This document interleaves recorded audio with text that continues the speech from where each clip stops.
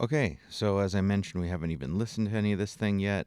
So I want to quickly just do that um, to see if there's anything I want to talk about. So I'm just going to press play, pause, jump around a little bit.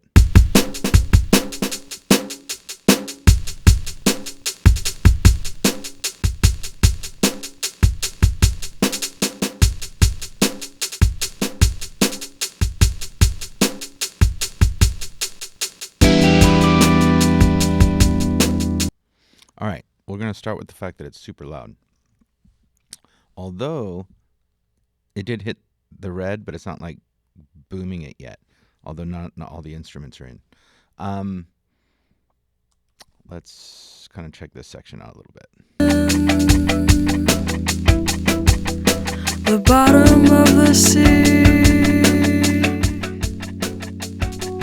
Your eyes,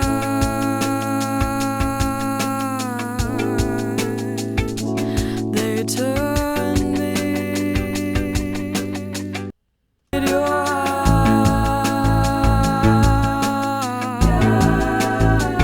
All right, it's a complete mess. Let's listen to that middle section. I get eaten by the worms. Okay, we can hear that there's lots of backup vocals. Let's listen to the outro.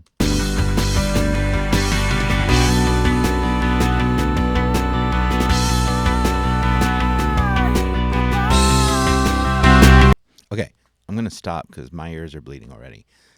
You can't hear the vocals. Obviously, this is not a mix, but I want you to kind of get a sense of what's going on and the challenges that we're going to have. We got to bring everything down. All right, so to do that, I'm going to create a quick group with everything in it but the master fader.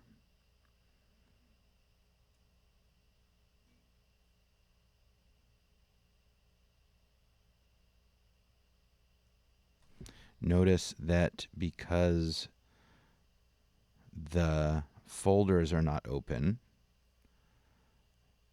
the selections of those individual tracks are not made. So open up all your folders.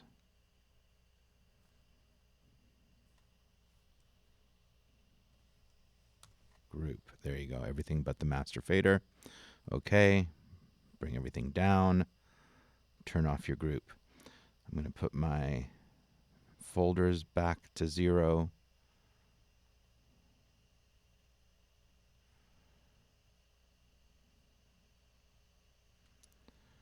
All right, first thing I want to do is talk about this kick drum. So I'll bring that up to 0 for a second.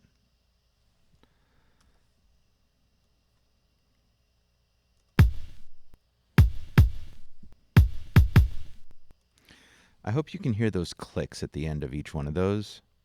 It's kind of, I like the dirtiness to the kick, but I don't like that click. Listen to that again.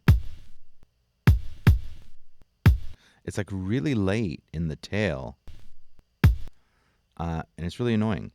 So this gives me the opportunity to show you a editing technique that I do think will work to get rid of this.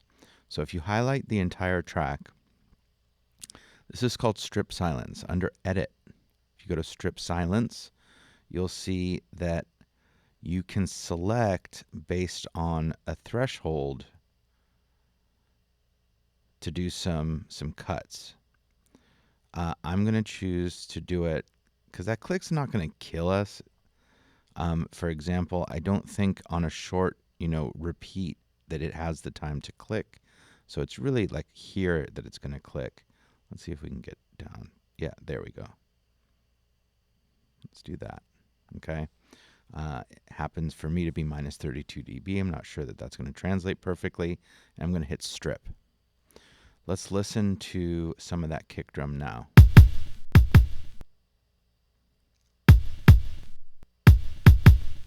Okay, so it's still there. I didn't kind of check. I'm going to do it again.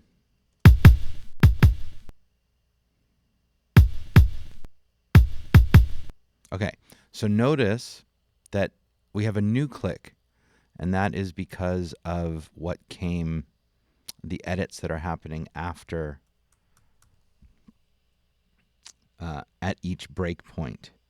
So if I scroll to the end here, I'm trying not to let go of my selection because I want to do something to all real quick. Okay, so let's take a look. Can't really see. Let me see if I can zoom up. We're definitely in the middle of a cycle. So remember that you want to aim to edit at the zero crossing. This is not the zero crossing. That's why we're hearing this new click. But, and I hope this is the case, if we highlight all of these pieces, which they are, and we hit Command F, this is what's called a batch crossfade. Right now, it's set to 10 milliseconds. We're going to see if that's enough. We can choose the fade out type of curve, whether it's an S curve or any of these, kind of like that. I think standard would be fine, but since we're dealing with a tail, we can kind of do something a little, a nice little ramp. All right, so we're going to hit OK. Let's listen to it.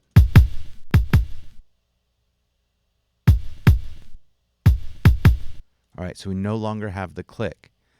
What the batch fade does is literally on every, I should have done the fade in as well, because it's going to also,